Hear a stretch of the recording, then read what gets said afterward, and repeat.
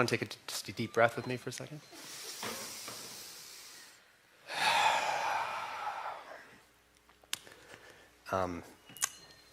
I, like Joan, can sometimes be called a doomer that focuses on only the downsides of how everything can go wrong. But I just want to say that all of this is about how do we get to the future that we want, right? That's what I want. And I saw, as many of you know, from our work on the social dilemma, how a lot of really well-intentioned, good people, friends of mine, literally my college friends, like good human beings, went to their birthday parties, introduced the co-founder of Instagram to his wife. Like, I know these people. They can be the best, nicest human beings you'll ever meet, and that doesn't mean that the system that the technology will land in will result in the future that we want.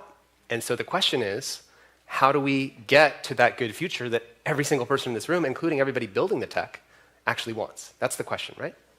So, and I think to answer that question, we have recently been quoting a lot Charlie Munger, who was Warren Buffett's business partner, who said, if you show me the incentive, I will show you the outcome. By incentive, I mean the business model. What's the motive? What's the part that this is optimizing? What's the metric? Where is this system getting pushed? And as many of you know from the social media problem, that as many positive things that were happening with social media, the incentive was attention, mining attention. And so why would we talk about social media in the context of talking about AI, which is what brings us here today? And really, you can think of social media as first contact with the largest AI that we've deployed on humans in human history. Because when your kids open up TikTok and they go like this with their finger, they activated one of the largest supercomputers in the entire world that's calculating one thing, which is a prediction about, of the million videos I could show you on TikTok, I'm going to show you this one. Because I made a prediction it's going to keep you here for an hour instead of the one that's going to keep you here for 10 more seconds. And so this relatively simple AI, which is a curation AI, all it's doing is curating the media, the images, the text that hits the eardrums and eyeballs of humanity. How did this go? How did first contact go? Well, we lost. And that didn't mean there's lots of amazing things that also happened with social media. Well, how did we lose? Because we were all, again, there's all these good people working on it, and we had these apps that everybody knows, and we told ourselves some stories. What were the stories that we told ourselves? You're going to give everybody a voice, you're going to connect with your friends, small, medium-sized businesses are going to be able to reach their customers more efficiently than ever before, and all these stories are true. They're not wrong.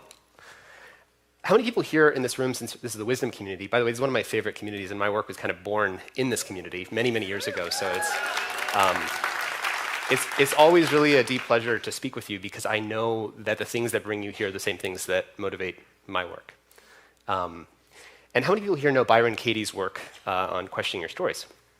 Okay, good. So we got these stories that we're telling ourselves. Can we ask what's underneath those stories? So these are the stories we were telling, but at the same time of those stories, underneath the iceberg, there was these symptoms that started showing up, these harms. Start seeing addiction, disinformation, mental health problems, polarization. But was that, do we have a disinformation problem on social media? Or do we have a separate addiction problem on social media? Or do we have a separate polarization problem on social media? Or is all this being driven by the Charlie Munger quote, what is the incentive? Which was the race for engagement, otherwise known as the race to the bottom of the brainstem for attention. Which, starting in 2013, I could have told you would produce a more addicted, distracted, polarized, narcissistic, sexualized, sleepless, anxious, lonely society. Not because anyone would want that, but that's what the incentive creates, this invisible black hole that starts to suck all of human behavior towards that attractor. It's like this invisible attractor. And what that produced was what we call first contact with social media harms. Sorry, first contact with AI. So, you get all of these harms, influencer culture. You have 12-year-olds who want to be influencers. Like, that's not by accident. That's because a 12-year-old that wants to be an influencer is more productive for the incentive than a 12-year-old who wants to play with their friends outside and go play baseball, or learn a hobby, or learn how to knit, or learn a musical instrument. Those things aren't profitable for the incentive. And so this very simple tool of looking at the incentive instead of the story allows you to predict the future. It tells you everything you need to know about where the system's going to go. And so if you show me the incentive, I'll show you the outcome. Also, if you show me the race, I'll show you the result. And this race for attention ensnared these key life support systems of our society. It ensnared children's development because you can't be 13 or 14 at a high school and not be on the same social media app that everybody else is on. It ensnared elections. You can't win a lot of elections now unless you're on. So a lot of politicians that, I know many of them who want to ban TikTok, but then if you're winning elections on TikTok, it's kind of harder to ban. It's now been interlinked with GDP, democratic discourse, our values, national security. Now small, medium-sized businesses can't reach their customers without social media. So why did we lose on fixing first contact with AI? We waited until after entanglement. Once it was entangled, it was too late. Which is why I am urging all of you and everyone that we speak to that the issue now with second contact with AI is that we have to get to it before these entanglement. And notice, have we fixed the incentives of this first contact system? No. So if we already haven't fixed, John Kabat-Zinn's right here, his book, the title is, what is it? Wherever you go, there you are. So wherever you go, there you are with your misaligned incentives. You still haven't fixed that inner incentive. We still haven't looked at our shadow in that system. So now as we head to second contact with AI, which is not curation AI, but creation and cognition AI. This is generative AI. Really, really important that I used to not be freaking out about some of the recent AI risks because I thought they were more sci-fi. There's a new class of AI that started in 2017 based on a new technology called transformers. I won't bore you with the details, but you have to just imagine that every concern that you sort of thought was overblown about AI, up until 2017, I would have agreed with you completely. But now, after 2017, there's a new base technology that actually has different properties. And creation cognition AI allows you to create text, media stories, websites, emails, deepfakes, audio, legal contracts, new religions, code, biology. These are all based on language. And if I can compute new language, hey, I want to take smallpox, but I want to make it less transmissible. I want to take this image of Donald Trump, but I want to move it into the direction of him running from the police. I want to take, I'm sure you've seen that photo, right? Or the deepfake photo. So what creation and cognition AI or generative AI lets you do is manipulate language. Code is a language, religion's a language, law is a language. Okay. So what are the stories that we're telling ourselves this time? AI will help make us more efficient. AI will help us code faster, find cures to cancer, solve climate change, increase GDP. These stories are all true. They're awesome stories. I want personalized tutoring. I want personalized medicine. I don't want anyone I love to be hit with a disease they can't get out of. But underneath these stories are these harms. Creates deepfakes, weakens democracy, enables fraud and crime, and there's these different sort of voices, stakeholders talking about these different harms. But is that what the issue is? Or is underneath those symptoms there a deeper issue, which is this competition, this arms race between companies that are racing to build AGI, artificial general intelligence. So this is OpenAI, Anthropic, Google, Microsoft, Facebook. Their explicit goal, OpenAI rewrote their mission statement that they're basically narrowly trying to get to AGI as fast as possible. And what that means is you're racing to scale your system to have impressive new capabilities faster than the other guy. You want to get from GPT-4 to GPT-5 in the shortest period of time. Because if you don't, you're going to lose to the other guy that's doing the same thing. Okay, so what that means is you get these headlines that everyone's sort of releasing their stuff as fast as possible. They release an open source model, then UAE jumps in, and United Arab Emirates, they release Falcon. And what this new class of AI creates with generative AI, is, there's an emoji there that didn't load, Anything you can manipulate with language. I can generate exponential blackmail. I can generate images or audio of things that didn't happen. Automation of biology. Automated extremism. I can create fake relationships. So these are what we call the second contact of AI harms. And what makes generative AI distinct from previous AI is that unlike the first generation, generative AI has emergent capabilities that the engineers didn't program or can't predict. There was someone at OpenAI who told me, people think we build or design AI. We don't build or design it, we train it, and then pops out this set of capabilities that we don't even know what's in there. And the key point you need to know is the more computing power that you throw at it. So if you put, I think GPT-3 was trained with $10 million of compute power. So just imagine a lot of chips pumping away for a long time with $10 million of chips pumping away, and you get GPT-3. If you change almost nothing and you just pump in $100 million of compute, just 10x the amount of money and compute that goes into it, out pops GPT-4. And I want to show you a little animated image that as you pump out more, this word parameters at the bottom, 8 billion parameters. Can you see that? It says arithmetic, question answering, language understanding. At a smaller size, the model can do language understanding, arithmetic, and question answering.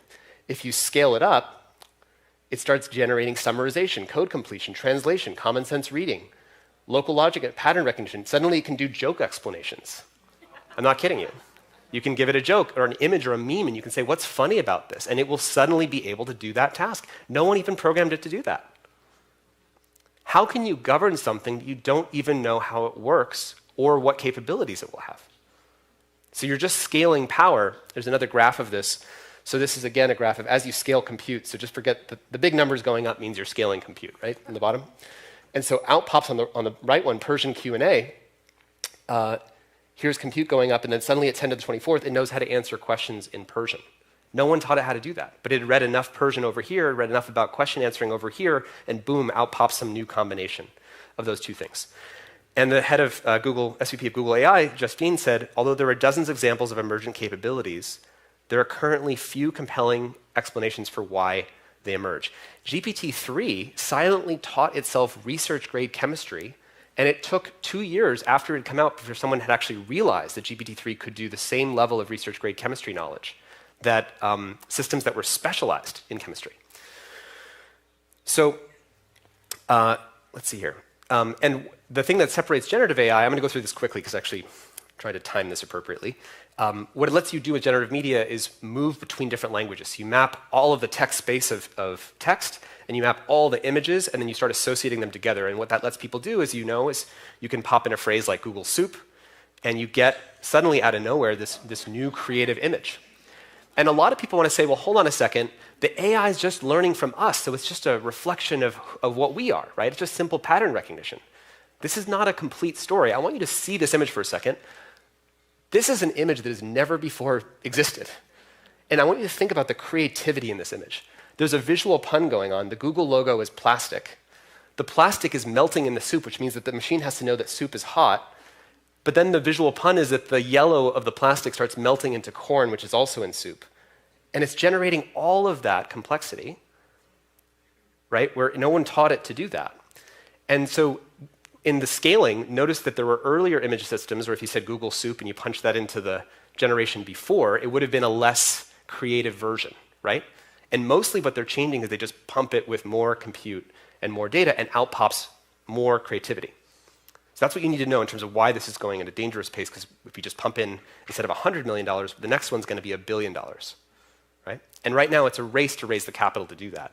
This is another recent example where you can take an AI, put one eyeball of the AI pointed at images, another eyeball of the AI, and point it at the live fMRI brain scan of a brain, and then you start showing it a few images over here, and you start seeing how that correlates with patterns over here, and then you close one eyeball and you don't look at the image that someone's saying, and you just have the AI see the brain images. So it's just looking at your brain. And it is asked to repredict what were you looking at. And by the way, when this paper which came out, this is not some other random AI example I'm pulling from a university. This is the same thing that produces the Google soup, is what produces this. What does generative AI art have to do with reading your brain? Everything. This is the same technology. And so this is another example where they took a video, and they actually, if you watch the video briefly, you'll see what happens. This woman gets hit on the back, and then they asked, based on the brain scan, to actually put into text. So with generative AI, you can go from images, and you can also go pivot to text.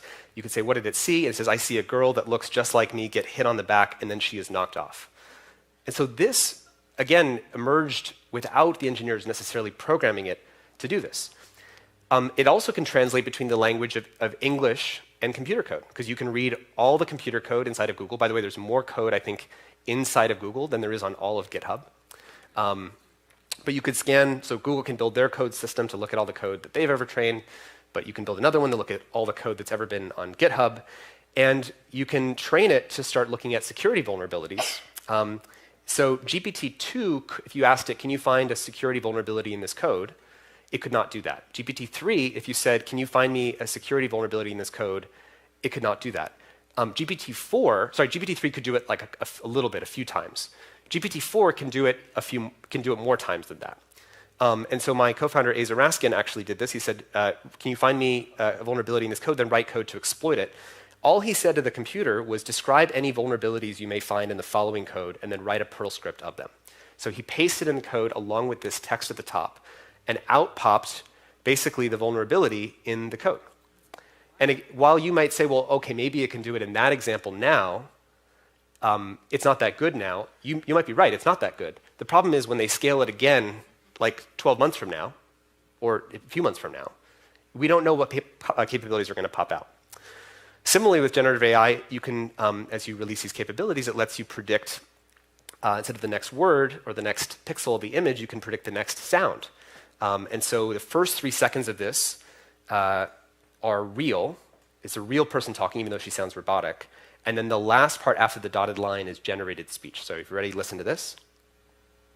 Of people are, in 9 cases out of 10, mere spectacle reflections of the actuality So it of just things. made up that But they are voice. impressions of something different. Here's piano. It's an easier more example to follow. So this is real piano, real, and then fake. So this is just made up by the computer based on 3 seconds of audio. So my co-founder and I were sitting there. We're like, OK, what am I going to do? I'm going to call you at home. Or I'm going to target seniors who we think are easy targets. I'm going to call their children or their grandchildren and say, call the senior, excuse me, say hello, get 3 seconds of the voice, now call you, and in their voice say, oh, son, daughter, I forgot my social security number for the no loan application. Can I please get my social security number? We came up with this as a thought experiment, but actually at the same time, sorry, the date on this is wrong. We have to update these slides all the time because it's changing so incredibly quickly. But this actually started happening. There's real scams that are going on. And someone actually also cloned a teen girl's voice and tried to do a $1 million kidnapping scam and actually had the voice of the daughter that they had quote unquote kidnapped. This has also been used, this is actually a month ago, where they used, they claimed to be one of the members of the IT team of a company. They got that person's voice and then they tried to do social engineering. So they called the company and said, hey, I forgot my password. I'm another person in this company with the real name. I looked them up on LinkedIn. It's all public. Reed was there. And this is just going to start happening, right? We're unleashing all these new magic powers, and we're not binding those powers with, well, who has the responsibility to wield them? Should we just distribute these powers to the whole world? One of the other examples, these are the new TikTok filters that can do the same thing with text, or say take Donald Trump image and then move it in the direction of Trump getting arrested by police, and it pops out this new image. You can also say take this person and then move it to the direction of more like mascara or more beautification, right? And you get this. Oops. I can't believe this is a filter. The fact that this is what filters have evolved into is actually crazy to me. I grew up with the dog filter on Snapchat, and now this filter gave me lip fillers. This is what I look like in real life. Are you kidding me? Okay, so I'm going to go through these next examples quickly because I'm running out of the time that I thought that I was going to have.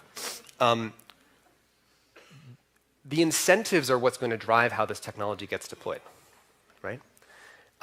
And this is already an example of, I think this is the Toronto elections, where they generated fake images of homelessness on the street and then ran ads for it, because now that's really easy. Recently, there was also an example of a fake bombing of the Pentagon. This is back in May. I was actually in DC when this happened. And it actually resulted in a $500 billion market cap swing of the stock market. So you can imagine how targeted misinformation can also shift the financial system. So this is how you get to this kind of set of harms. I'm not trying to scare you. I just want to show you, honestly, the set of realities that are coming from the way that we're releasing this technology. And just want to quickly say, we have this belief that because democracy, or democratize, rhymes with democracy, that democratization is a good thing. But democratization unqualified can be dangerous. And the example is the same thing that can say, someone took an AI and they said, I want to discover less toxic versions of these drug compounds.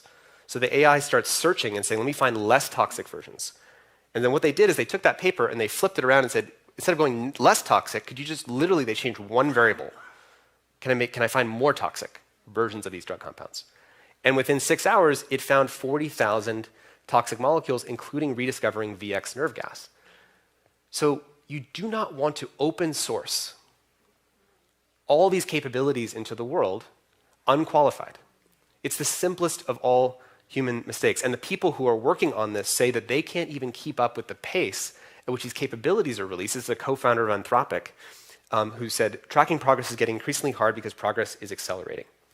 And if you want an example of, as AIs can start to actuate things in the world and move, start emailing people or paying to take its code and copy its code somewhere else, what does it look like? What's an intuition pump for? What would it feel like to see the world from an AI's perspective? There's an intuition pump. There's a video of someone took that I think shows what humans look like to AIs. So in the time that it's taking to email 1,000 people and do a bunch of things, this is what the AI might see.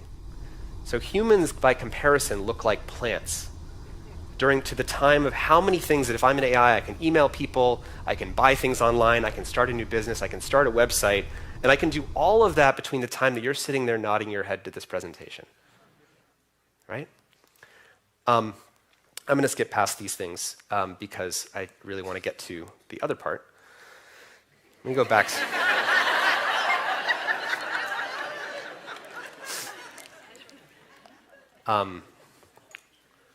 Should we do it together?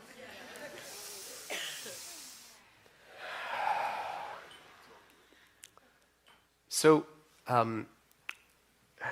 it's really hard to see inconvenient truths. I think the title of that film was so appropriate. By the way, when I say this, I hope you don't hear, I'm not some kind of all AI is bad thing. The same tech that I've showed you can also find breakthroughs in cancer. It can also find new material science solutions for climate change. It can also make people more efficient. It can do all those great things. I'm not denying a single one of those things. I want that future too. But the question is, how are we getting there? What's the safe way to get there? And we can still choose the future that we want. If we take the E.O. Wilson problem statement for humanity, that we have Paleolithic motions, medieval institutions, and godlike technology, we can embrace our Paleolithic emotions. We are activated by dopamine and by social validation and approval. Those are levers in the human mind. We can accept and understand how our minds and our Paleolithic emotions work. We can recognize that our institutions are not adequate to the task, and we can upgrade them. And we need to bind godlike technology with the wisdom to wield the godlike tech. You cannot have, as my friend Daniel Schmachtenberger says, the power of gods without the wisdom, love, and prudence of gods.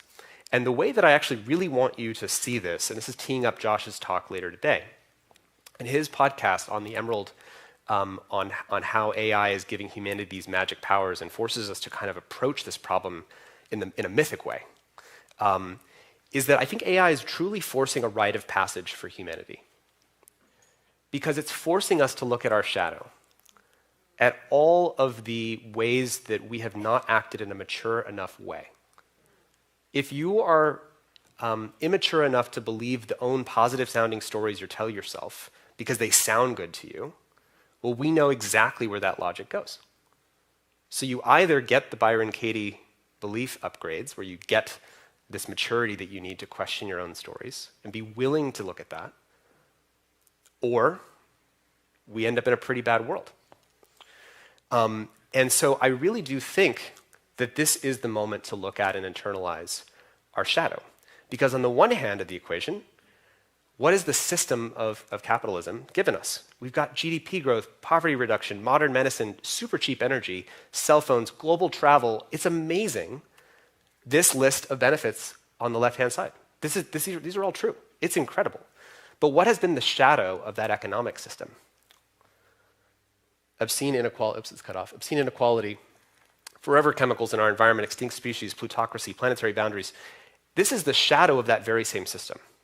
They aren't separate problems. It's directly the shadow of the way we're doing the first thing. And this is forcing us to confront our shadow. As my co-founder Asa says, we need to be umbraphilic. Umbraphilic means shadow-seeking and shadow-loving. Mature people ask the question, how am I impacting someone else? What is my impact on others? And caring about that, being considerate, and saying, how am I showing up that's causing something on someone else's balance sheet, on the planet's balance sheet, on a friend's balance sheet, on a family member's balance sheet that I need to take responsibility for? And the basic notion of taking responsibility. And right now we have had a system that classic economics externalizes these costs onto society's balance sheet while it creates the profits, while it creates the positive sides, which we all love. We don't want to say, oh, we're bad, therefore let's just end humans. It's how do we upgrade who we are and how our systems work to internalize our shadows. Famous example, lead we thought was great for a long time. It turned out lead exposure shrank, I don't know if you know this, 800 million IQ points from Americans through this invisible externality that we can't even see, smell, or touch. And it affected literally our intelligence. PFAS, these are chemicals from 3M and DuPont Chemical. DuPont Chemical's motto was better living through chemistry. We all love the moment when humanity figured out chemistry and we can engineer all these new things, including plastics, including new material science, all this stuff. The problem is we did it in a way that we released these non-biodegradable chemicals, and they're invisible. And what this is calling for us is to be mature enough to basically wield the level of power that AI is inviting us into. So what does it mean to be mature? It means being able to confront difficult truths. It means being able to see through your own stories, to have X-ray vision through the stories that we tell ourselves. It means embodying and taking responsibility, that once you see a part of your shadow, you take responsibility for that shadow. It means focusing on changing the incentives, seeing things as a system, rather than seeing things as good guys or bad guys. It means coordinating these unbounded races to the bottom, doing the hard thing, not the easy thing. Instead of saying is X good or bad, synthesizing the polarities, and also protecting the systems that you depend on. One of the things our economic system does not do is it doesn't care about the things that make the system itself possible. The technosphere sits on top of the biosphere, but doesn't have a plan for protecting the biosphere as it increases the technosphere, right? Social media virtualizes our real relationships, but doesn't care about protecting and strengthening our real relationships. If we had systems that protected the systems that they depend on, that would change a lot. So I have gone over my time than I anticipated. What can the world do, just briefly to say? There was a major executive order that came out from the White House this morning. I'm proud to say that we, along with many other groups, had a tiny, tiny role in starting to see these things happen. And while the things I've shared with you today might seem really depressing, I want to point our attention at how quickly I think people are waking up to the situation that we're in. And that anyone in this room that has influence to help accelerate global coordination, to accelerate the labs, the AI labs starting to work together to consciously say, how do we bind this race to a bad result? Please use your power to do so. The way that we and all of the colleagues that I know who are working actively on this every day get up is we just say, what is the gap between what needs to happen and what is happening, and how can we help close the gaps? And I can't tell you that there's a perfect path to get there, that it's all going to be okay. But I can tell you that if enough people see that no one is excited about a world that doesn't work, that breaks, that I think if everybody saw that, there's some mystical, leap of faith that we can get to a slightly better future. And as much as this is really hard, I think we have to throw all of our attention and all of our effort at making that happen. So thank you very much, and happy to